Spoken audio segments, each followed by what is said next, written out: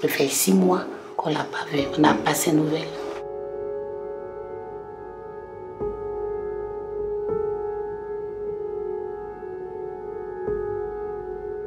Quand il a appelé, il disait qu'il venait de se réveiller dans la navette pour aller jusqu'au Niger. Il dit qu'il a dormi dans la navette et qu'il était fatigué.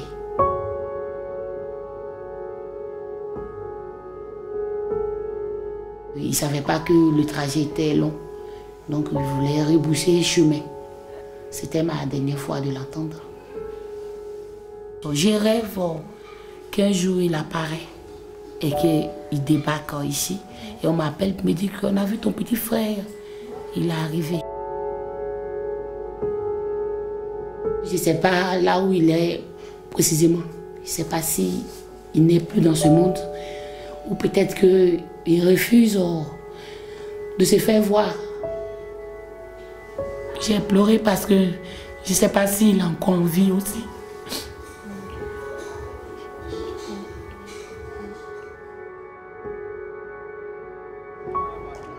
Combien sont-ils partis ainsi sans plus jamais donner de nouvelles? Embarqués un jour dans un bus pour un voyage sans retour. Très souvent, trop souvent, un aller simple pour la mort. Combien de familles abandonnées à leur chagrin? Combien de parents plongés dans un drame silencieux? Un deuil impossible, comme celui de Déborah, à la recherche de son petit frère parti clandestinement pour l'Italie. Depuis le mois de février, on n'a aucune nouvelle de lui. Depuis plus d'1 an, aucune piste, aucun indice, aucun témoin. Je demande, je me renseigne, je présente la photo. Quelqu'un peut-être pouvait le voir le jour. Je te rappelle. Ça dure longtemps, on n'a pratiquement pas ces nouvelles, donc c'est inquiétant. Une nouvelle embarcation de migrants découverte par les secours.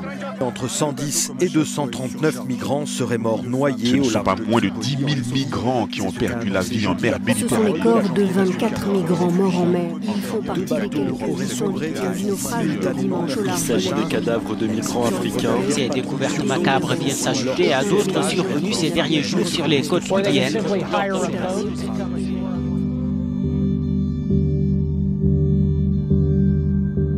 Au point de départ de cette route pour la mort, Odiéné, dans le nord de la Côte d'Ivoire, ou encore Daloa, au centre du pays.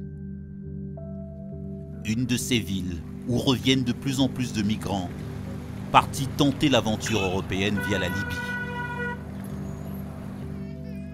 De jeunes rescapés, comme Aboubacar, aujourd'hui de retour à la maison, prêts à témoigner, à raconter ce voyage au bout de l'enfer. Avec un ami, j'ai vendu la moto. Maintenant, j'ai demandé à mes parents de m'envoyer de l'argent, que je voulais faire un truc. Donc maintenant, quand ma mère m'a envoyé de l'argent, elle ne savait pas que je partais là-bas.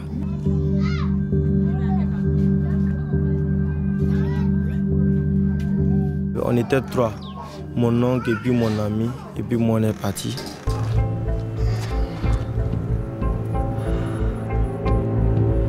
Partir à la recherche d'un Eldorado impossible.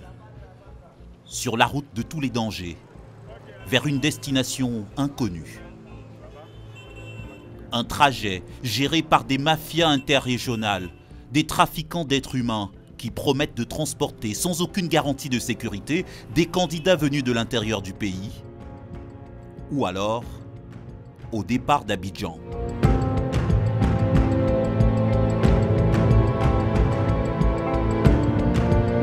En se faisant passer pour un migrant, pas très compliqué de tomber sur un réseau de passeurs organisé avec des complices locaux.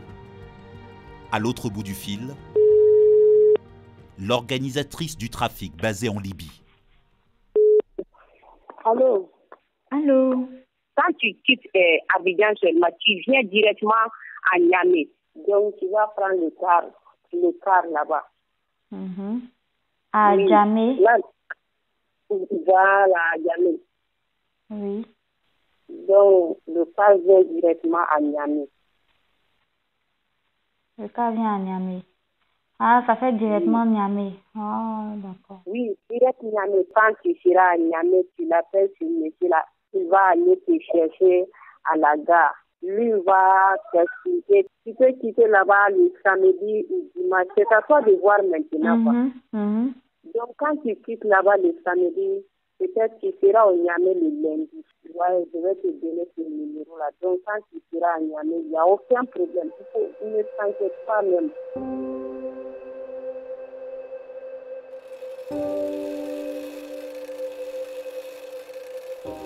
À plus de 1600 km,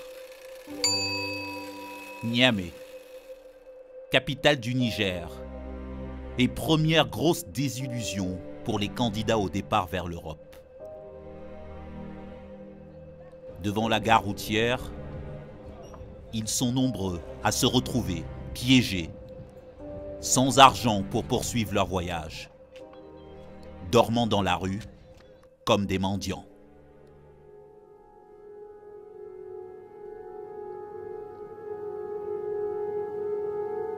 À la tombée du jour, à l'heure où Niamey se vide de ses voitures, des dizaines de migrants en route pour l'Italie squattent les environs de la gare routière comme des fantômes dans la nuit.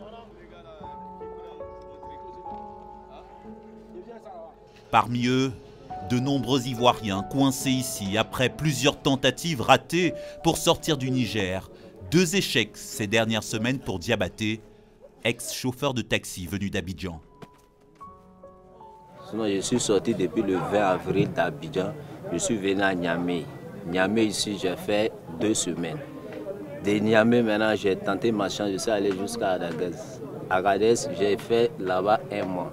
Agadez, maintenant, j'ai tenté ma chance. J'ai cherché à rentrer maintenant en Libye. Libye, pour rentrer maintenant, c'est le malaise seulement que j'ai eu sur la route. Donc, je n'ai pas pu rentrer. Et je me suis retourné, tenter ma chance maintenant pour rentrer en Algérie. Pour lui, je vais partir en Europe. Et de l'Algérie encore, on m'a refoulé jusqu'au Niger ici. Donc, j'ai vu beaucoup de choses aussi. Il a vécu 2 fois la traversée du désert.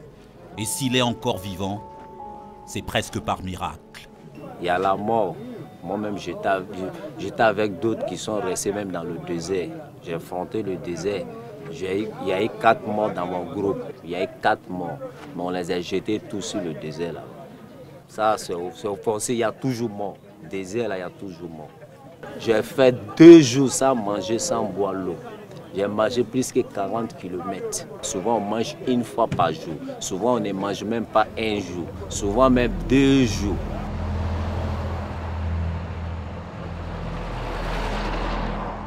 À la porte du désert, Agadez fut longtemps le carrefour de toutes les routes clandestines vers l'Europe. Une ville devenue un cauchemar pour les migrants, tous rackettés dès leur arrivée. Quand c'est arrivé à Agadez, je me suis renseigné là-bas. Ils m'ont dit pour aller en première ville de Libye, que c'est depuis, bon, ils m'ont dit pour aller à Tripoli depuis 250 000 CFA. J'ai discuté, j'ai payé 280 000. Je suis parti là-bas, j'ai fait 2 jours là-bas. Bon, ils m'ont mis dans un coin désert, quoi. J'ai fait 2 jours. Et le 2e jour, 3e jour, il y a un bâcher qui est venu nous chercher. Quand on est arrivé là-bas maintenant, on nous a braqués, ils ont pris tout avec nous, ils ont des armes pour nous menacer. Si tu te dis de faire quelque chose, tu ne fais pas, on te met une balle au pied et puis si tu n'as pas la chance aussi, tu meurs et puis on te laisse avant, on continue le chemin.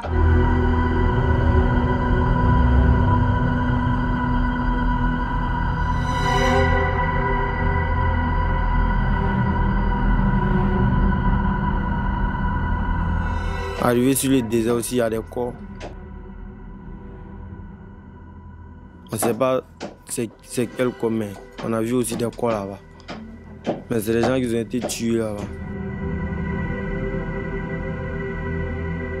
On a dormi là-bas dans le froid. J'étais mon ami, on est resté là-bas jusqu'à... Après maintenant, nous on a essayé de marcher. Non, on va marcher pour partir là-bas. On a marché. On est parti jusqu'à... On a marché au moins 30 ou 50 km comme ça. Si on arrête une voiture, il ne gare pas. Si on arrête une voiture, il ne gare pas. Si on arrête une voiture, il ne gare pas. Si on arrête une voiture, il ne gare pas. Bon, on n'avait plus de l'eau. L'eau était finie. Le désert, un cimetière auquel a échappé Aboubacar et ses compagnons de voyage, qui ont dû renoncer à leur aventure.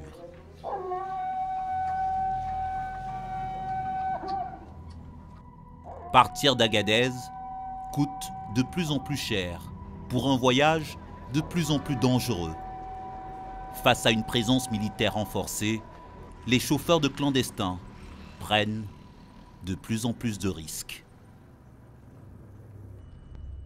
Vous avez beaucoup de morts dans le désert parce que les chauffeurs ont peur d'être rencontrés par les forces de défense et de sécurité.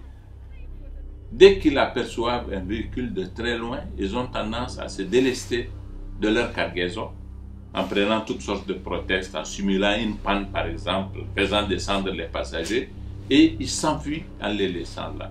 Il est souvent arrivé que nous découvrions des gens à l'article de la mort parce que tout simplement les chauffeurs les ont abandonnés, sachant que devant, il y a de fortes chances qu'ils rencontrent des militaires qui leur confisquent les véhicules et qui les mettent en prison. Nous avons arrêté plus de 100 véhicules qui sont dans un processus de leur confiscation en ce moment.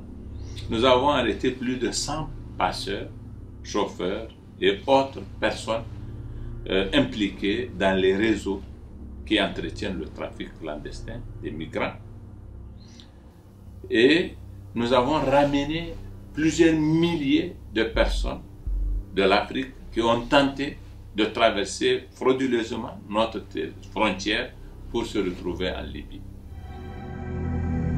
Des milliers de migrants ramenés de Libye, souvent après être tombés sur des bandes armées dans un pays en pleine guerre.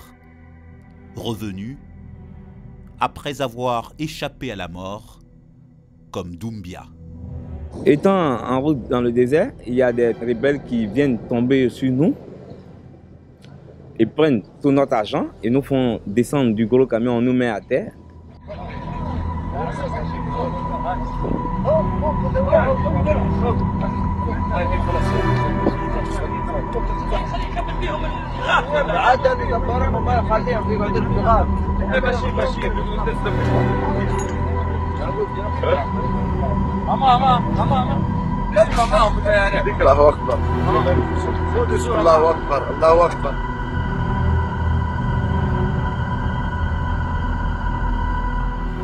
Il y a d'autres par contre demandent à chacun de donner une telle somme. Peut-être qu'ils peuvent demander 20 000 par tête.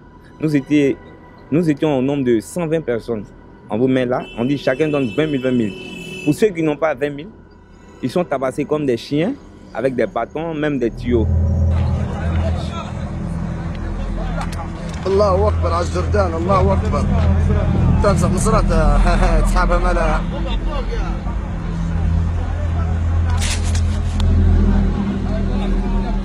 Et ils ont pris tout notre argent qu'on comptait prendre pour payer le bateau pour la traversée du désert et aller en Europe.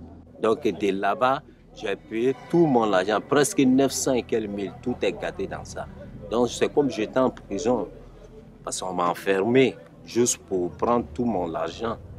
Donc ils ont tout pris, quand ils ont pris aussi, j'ai cherché maintenant à me retourner. Pour t'enfermer là, on te frappe, on te maltraite. On dirait les animaux, c'est comme ça qu'on nous fait. Juste pour avoir ce qui est sur nous. Si tu n'as pas l'argent, si toi, forcer tes parents vont t'envoyer l'argent pour te libérer. Parce que même pour appeler tes parents, même pour leur dire, ah, votre fils est avec nous ici, mais il est en prison, il faut une telle somme pour pouvoir le libérer. Avec tout ça, ils vont essayer de te frapper. Quand tu vas crier au téléphone, même tes parents même vont entendre, ils vont savoir ce qui se passe. Alors, je suis en prison, pardonnez. Celui qui peut m'aider n'a qu'à m'aider, sinon vraiment je suis en prison. Je vous devrais pardon. Je vous demande pardon, aidez-moi. Aidez-moi, pardonnez. Aidez en prison, pardonnez, aidez-moi. Tu peux m'aider, n'a qu'à m'aider. Non, il y a un volé ici, pardonnez. À vous de Dieu, aidez-moi, pardonnez. Je vous demande pardon, aidez-moi. Regardez.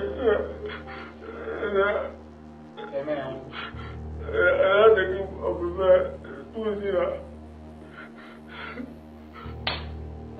Pardonnez, je vous demande pardon.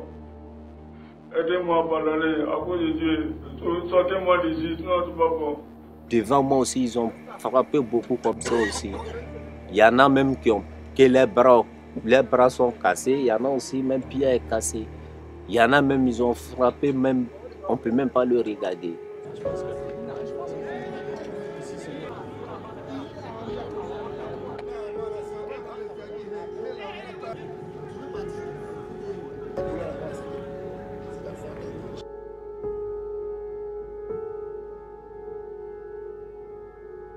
Je venais de la Libye, je me retournais parce que ça n'allait plus. Et à mon retour, les bandits armés sont tombés sur nous et m'ont tiré une balle dans le pied. Après les 15 jours arrivés ici, ils m'ont dit que le pied est décomposé et on peut plus faire quelque chose pour moi, il faut amputer.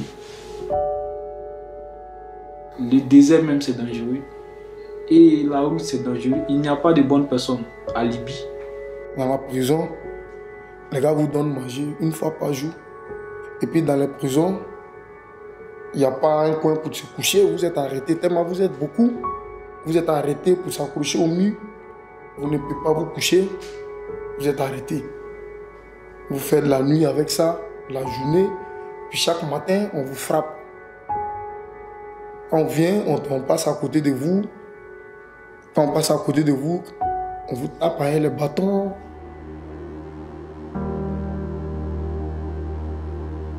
Nous avons chicoté avec. On peut vous tuer là-bas et puis il n'y a rien. Par Libye, c'est une zone rouge, il n'y a pas de loi là-bas. Je vous oblige à coucher avec eux. Je vous oblige à coucher avec eux. Si tu n'acceptes pas aussi, c'est tout. Moi, il n'a pas vécu ça, mais il a vu aussi la réalité. Moi, je ne voulais pas accepter comme je frappe aussi. Donc, il essayait de lutter. Maintenant, ils m'ont tapé maintenant. Tout était fini. Il n'y avait plus la foi. Il n'y avait plus la foi payée. Ce qui est vu. Et puis, ce qu'ils m'ont fait, là, il a dit non.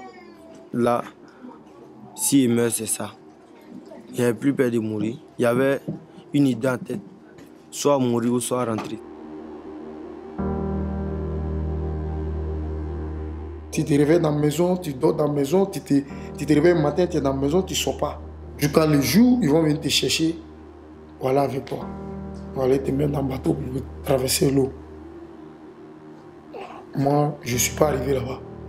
Quand mes 5 compagnons sont morts, je me suis découragé. J'ai dit, je ne vais plus.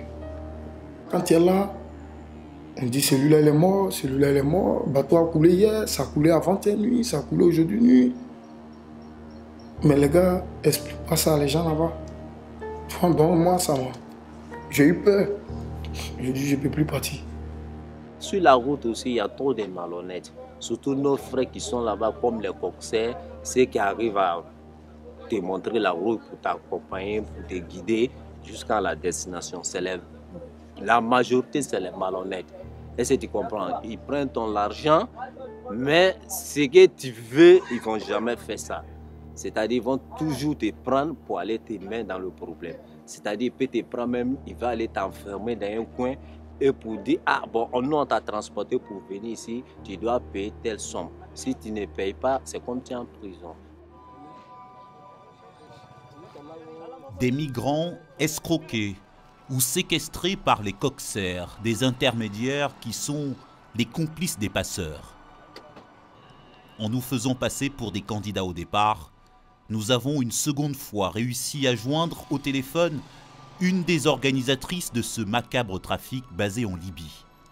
Une trafiquante qui réclame une forte somme d'argent à lui remettre bien avant la traversée. Donc, l'argent là, tu m'avais demandé de préparer 1 million. Je fais le voyage avec les 1 million. Oui, le voyage là, le traversement de l'eau, Il y a tout dedans, quoi, tu vois. Quand j'arrive à Tripoli, là, je vais dormir chez qui? Non, chez nous-mêmes. Ah, je vais dormir chez toi, non? Tu vas être dans la même chambre que nous-mêmes. D'accord. Ok. Il ne faut même pas t'inquiéter sur ça. D'accord. Maintenant, quand je vais arriver chez toi, là, il va se passer combien de temps pour que j'aille en Italie, là? Je vais faire combien de temps? Bon, si vous allez venir ensemble, là, peut-être que même dans la semaine, vous allez partir, tu vois. Donc, la semaine, tu veux dire la semaine prochaine, on va partir? Voilà, c'est ça, parce que c'est le convoi, quoi, tu vois. Est-ce qu'on peut traverser pour aller en Italie actuellement? Comment ça? Même il y a des gens qui sont quittés chez nous et ils ont appelé hier même qu'ils ont rempli. D'accord. C'est 3 heures de temps seulement. Ah, d'accord, 3 heures de temps, d'accord. 3 heures pour traverser la Méditerranée en plein hiver.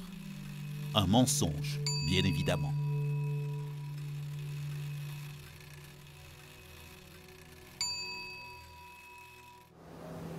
Parmi les migrants qui ont tenté ce mortel voyage, des dizaines de milliers n'ont pas eu la chance d'en revenir vivants. Et ceux qui ont pu se sauver, comme celui-ci, en gardent un douloureux traumatisme.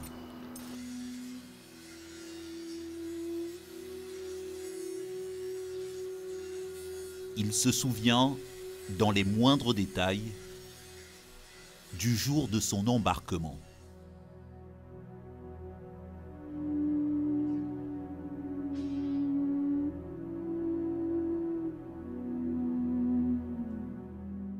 Même vendredi, j'ai appelé ma maman. Je lui ai dit, ah maman, il faut prier pour moi. Aujourd'hui, on décolle. Dès que j'entre, je vous ferai signe.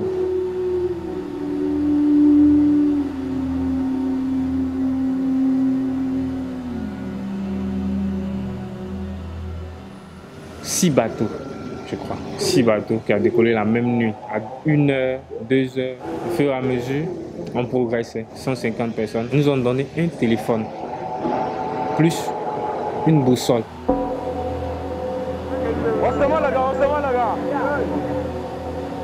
En cours de route, on a vu un autre bateau qui venait vers nous. On nous a tiré sur les bateaux pour percer.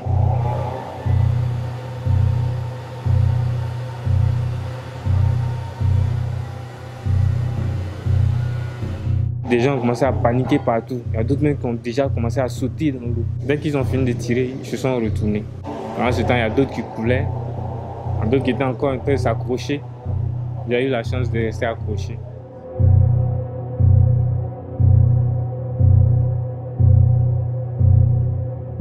Le bateau s'est renversé, en fait. Tout le reste, les gens dans l'eau, ça descend, ça remonte, gonflé.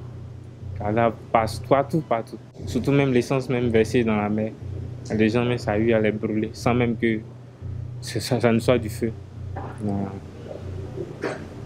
Après, ils sont venus 2 heures après. Tourner, voir s'il y avait des survivants.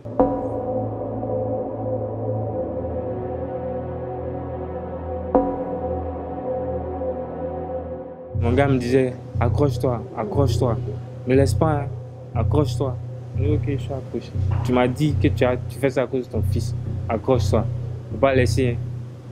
Moi, je suis resté accroché à lui. Quand ils sont venus maintenant, ils ont commencé à nous repêcher, les survivants. Et pourtant, c'est les mêmes personnages qui ont tiré. Donc, ils nous ont pris, ils nous ont envoyés directement dans leur base. De là-bas, nous ont amenés directement dans une prison. How many people? 150. Your position. Please, we beg you, please don't save us. Your position. In the name of God. Your position.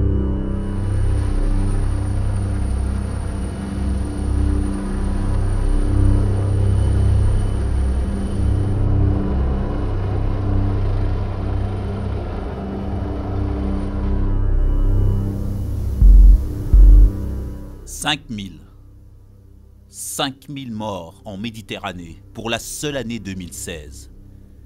Une estimation à la louche, sans doute sous-évaluée, loin de la réalité, des vrais chiffres de ce drame. Et pour les 4 premiers mois de 2017, déjà plus d'1 millier de morts. Moi, ma traversée, ça a été difficile. À 3 h du matin, nous, on est rentré dans l'eau même pour monter dans le bateau là et puis venir en Italie. Et on a fait 3 jours sur l'eau sans voir les sauveurs italiens. 3 jours sur l'eau, il n'y a pas l'eau à boire, il n'y a rien. Il y a d'autres même, ils arrivent à prendre l'eau de la mer qui est salée pour boire. Et après, quand ils vont arriver ici, il y a d'autres et ils tombent malades. Pour échapper à cette tragédie certaine, il faut avoir la chance de tomber sur les rares bateaux qui assurent le secours en mer. Celui de l'organisation SOS Méditerranée a déjà récupéré plus de 14 000 migrants envoyés à la mort par les passeurs sur des embarcations condamnées à couler.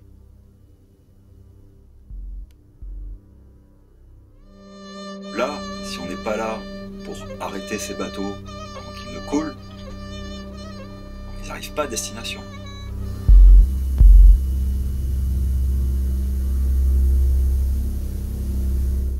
J'ai fait un petit calcul simple. Ça fait 8 à 10 personnes au mètre carré. 8 à 10 personnes au mètre carré sur un morceau de plastique qui flotte plus ou moins. C'est de l'ordre de l'inimaginable.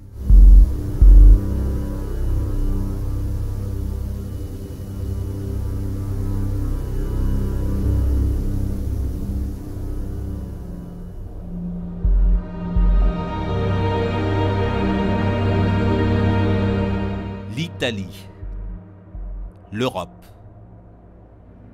la destination tant fantasmée,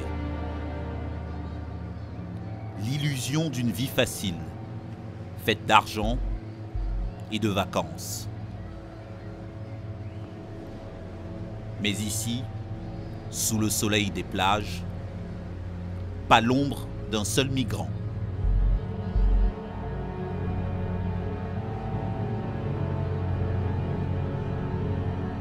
Non loin, des dizaines de carcasses de bateaux de la mort, comme autant de cercueils pour des milliers de rêves brisés.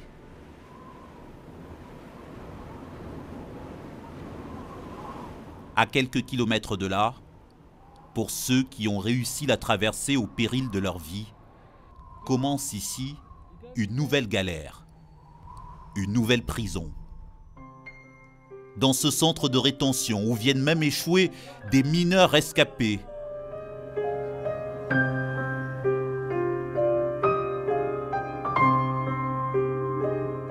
Nous, on a des frères qui sont tombés en venant. Oui. Ils n'ont pas eu la chance de venir avec nous. Je pense parfois ça, parce que ça me rend triste quand je pense à ça.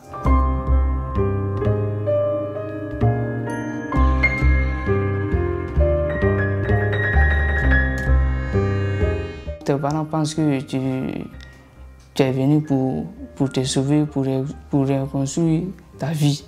Et tu meurs dans cette situation.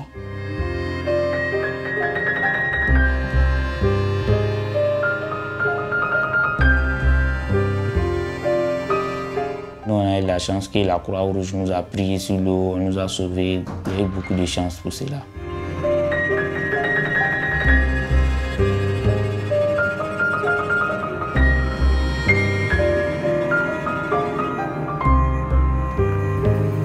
Pour mes amis qui sont encore au pays, je ne les conseille pas de venir, quoi.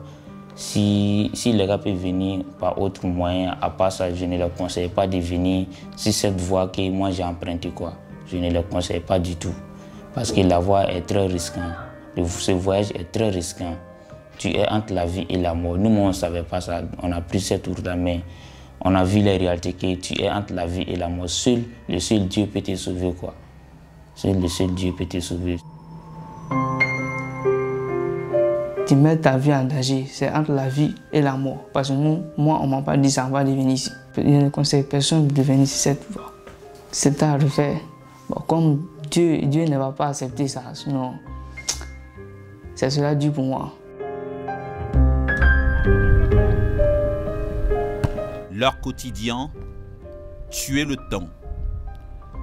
Perdre leur journée à attendre ou à espérer d'éventuels papiers de plus en plus difficiles à obtenir, avec des procédures de plus en plus longues et de plus en plus compliquées.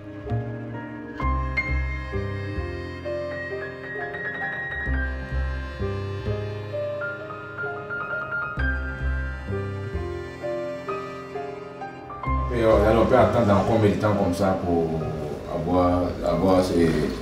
Alors, quanto tempo? Le c'est que vous pouvez rester même presque 2 ans de temps dans un centre d'accueil. Si le juge prend sa décision et c'est négatif, après vous risquez d'être resté ici et peut-être être rapatrié. Vous avez passé 2 ans de votre temps ici en train de traîner et vous n'avez pas eu la protection, vous n'avez pas eu les papiers qui vous attendaient.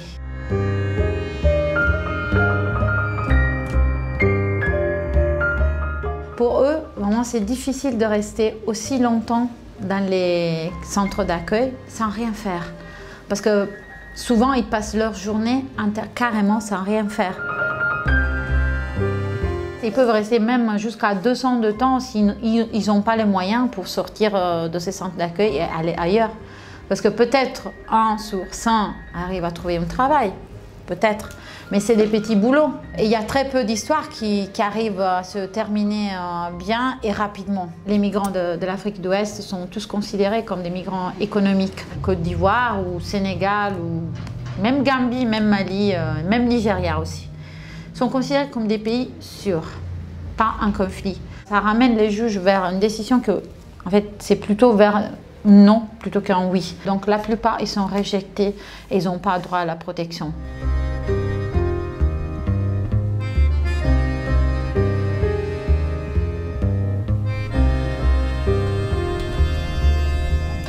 Sans protection, sans papier, sans toit, à la rue ou dans les champs, le destin amer de nombre de migrants comme Dosso.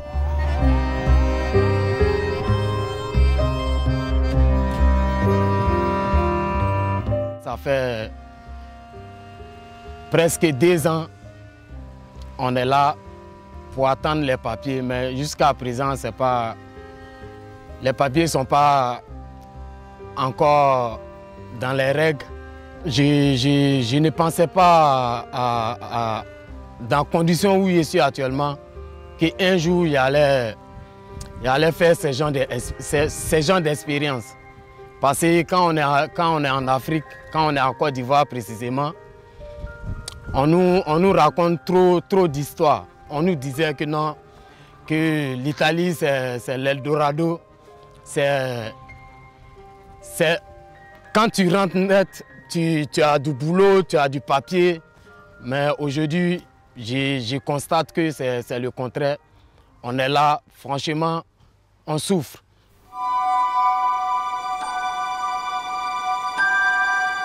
L'Italie ou la découverte pour beaucoup de migrants d'un pays en crise, avec ses propres chômeurs.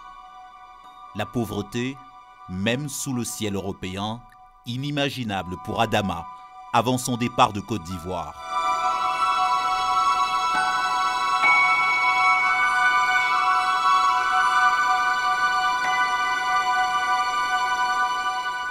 Je suis arrivé en Italie il y a de cela 1 an, 7 mois et on peut dire 2 semaines parce que j'aime bien compter les dates. Ici, la vie est très difficile. En Afrique, je ne pouvais pas m'imaginer qu'un blanc pouvait dormir au dehors. Quand je dis un blanc, un Européen même pouvait dormir, pouvait être un SDF, un sans domicile fixe. Je ne pouvais pas m'imaginer qu'il y avait des personnes qui allaient demander à manger dans les Caritas. Je ne pouvais pas m'imaginer qu'il y avait aussi, si je peux dire, la pauvreté ici, franchement, parce que moi, je me disais que l'Europe, c'est un monde de riches, au fait. La France refuse les immigrants, l'Allemagne refuse. Ici, ce n'est pas le paradis. Nous avons des frères qui meurent sur l'eau. Nous avons des frères qui meurent en Libye. Nous avons des frères qui meurent au désert. Même en Italie, ici, nous avons des frères qui meurent dans des conditions vraiment pitoyables.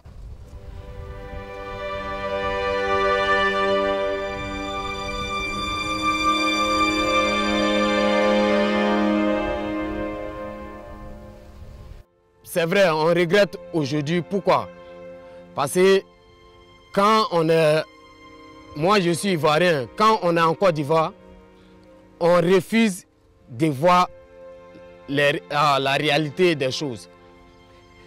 On est venu actuellement, on ne voit rien. C'est ce que je veux dire. Ça est, tout ce qu'on voit, c'est la difficulté, c'est la souffrance. Donc, je peux dire que non, je suis déçu.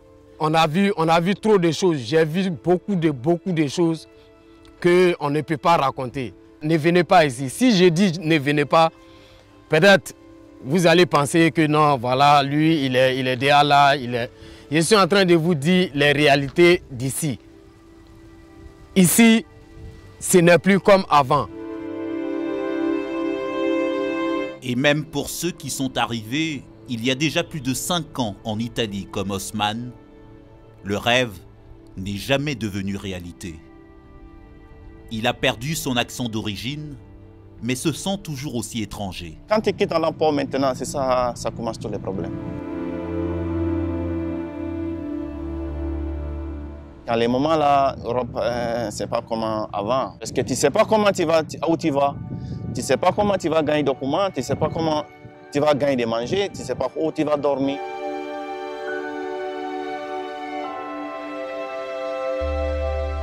Si tu restes en Afrique, c'est mieux. Parce qu'en Afrique, n'importe comment tu vas gagner quelque chose, tu peux travailler, tu peux faire un peu de travail pour gagner. En Europe, sans papier, sans rien, sans comprendre la langue, comment tu vas faire?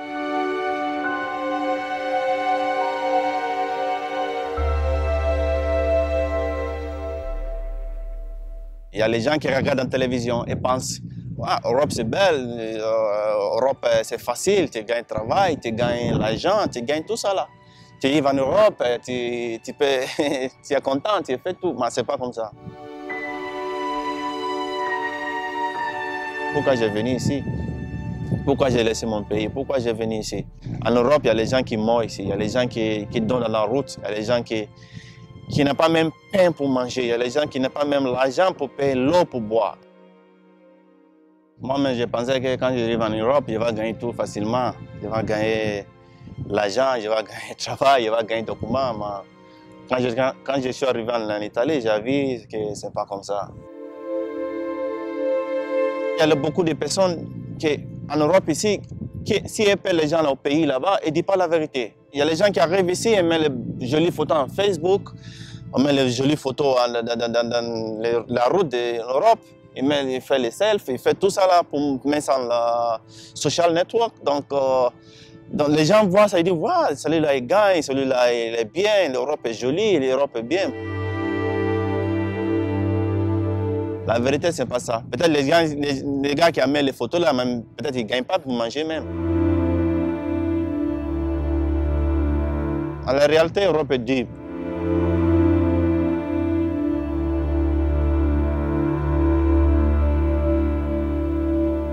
Il y a beaucoup de personnes qui gâtent l'argent pour arriver en Europe ici. Tu lâches ton commerce, tu lâches ton affaire, tu lâches ton travail, tu lâches tout.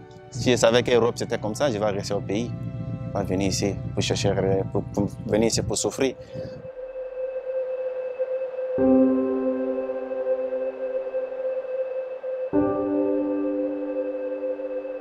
Revenir de l'enfer, retourner au pays, retrouver sa terre, revoir les siens.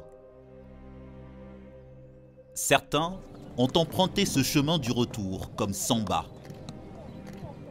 Le courage de rentrer, même pour faire face aux moqueries, en bravant tout sentiment de honte et en osant affronter le regard des autres.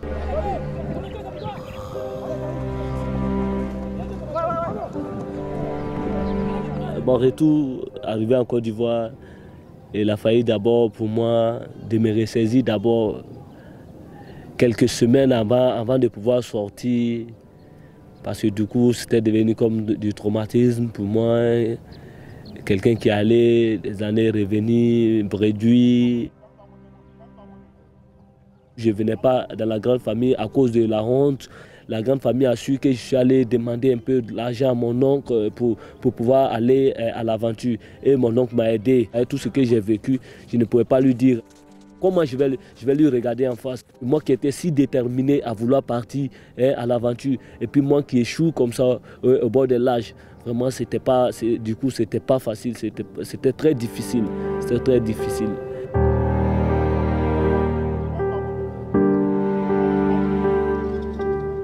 Les jeunes, quand ils me voient, souvent c'était mes points du doigt. Ouais. Bon, lui là, il a été de l'autre côté là-bas, il n'a rien fait. C'était difficile pour moi même de vivre au quartier à Abidjan.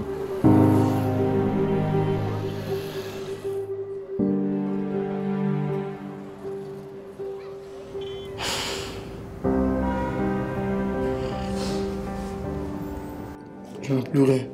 Donc quand je suis retourné encore, je suis revenu. Mes amis m'insultent partout.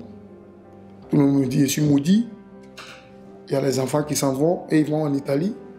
Il y a des femmes qui vont. Moi, garçon, je suis parti. Et puis je me suis retourné, il y a eu peur et je suis revenu. J'ai des amis même qui ne parlent pas avec moi à cause de ça. Quand je suis venu, j'ai fait 2 mois dans la maison, je ne sors pas. Avant, je ne prenais pas comprimé tant que je ne suis pas malade. Je ne bois pas, mais aujourd'hui, si je ne prends pas, ou je te dis en ce moment, si je ne prends pas somnifère, je ne vais pas dormir. Parce que je suis venu, il n'y a rien à côté de moi, il n'y a personne. Je suis là seul, mes amis, tout le monde est en train de dire, je suis maudit. Tout le monde me juge. Bon, je ne sais pas pourquoi les gens me jugent, hein, parce que je suis parti, je suis revenu. Que sur nous les jeunes, on n'a rien à faire. C'est ça qui fait que ça vient à notre esprit. Si on a quelque chose à faire, ça ne va même pas venir à notre esprit. Mais on n'a rien à faire. Ici, il n'y a rien, il n'y a pas d'usine, il n'y a rien. Ce que j'ai vécu, c'est terrible. Quand je parle même, vraiment, ça me... J'ai vraiment aimé. C'est pas la peine. Ce que je peux dire à des jeunes qui veulent partir, ils n'ont qu'à laisser tomber. Parce que là-bas, c'est pas bon. Parce que moi aussi, je voyais sur l'internet, ça m'a plu et puis j'ai pris la route.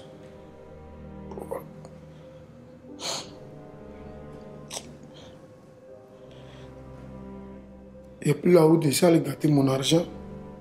J'ai gâté mon argent complètement. Je n'ai plus rien.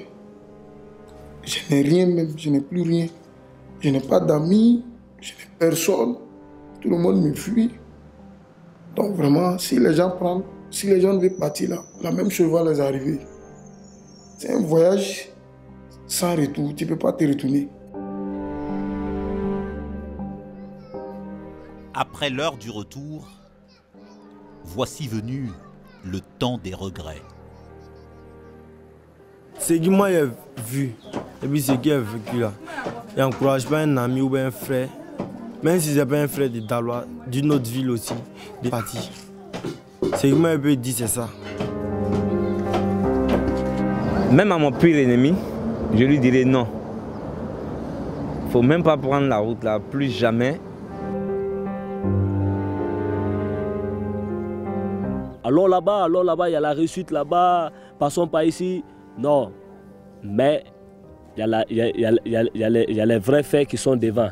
La réalité, c'est-à-dire la souffrance, la maltraitance qui est dedans, tout ça. Donc je vais conseiller aux jeunes que l'Eldorado, même ici, même d'abord, même ça se construit à partir d'ici.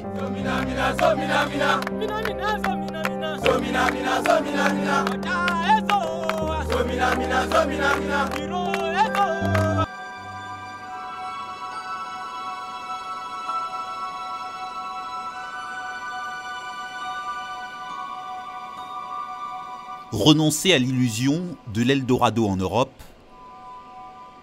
et avoir le courage de revenir reconstruire une vie au pays. Ils sont de plus en plus nombreux à faire ce choix, parfois de manière contrainte, sans plus aucune autre solution.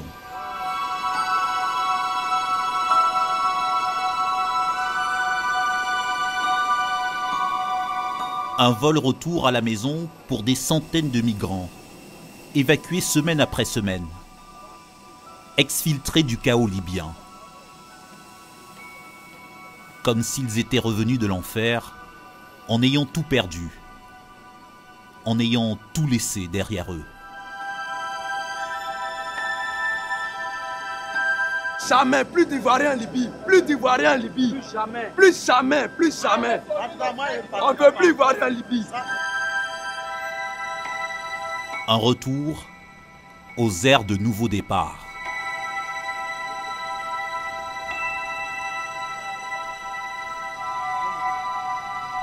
Nous sommes diplômés, on veut enseigner, on veut travailler. Donc si nous donnons les emplois là, on ne va plus sortir pour aller dans d'autres pays. On est sorti, on n'a rien eu. On est revenu, regardez comment nous sommes habillés. Si nous donnons les trucs, les postes, on va travailler. Il y a les diplômés, il y a les étudiants. On va essayer de travailler ici et on va dire les autres, nos frères ivoiriens, de rester en Ivoire. Voilà, c'est ce qu'on a dit.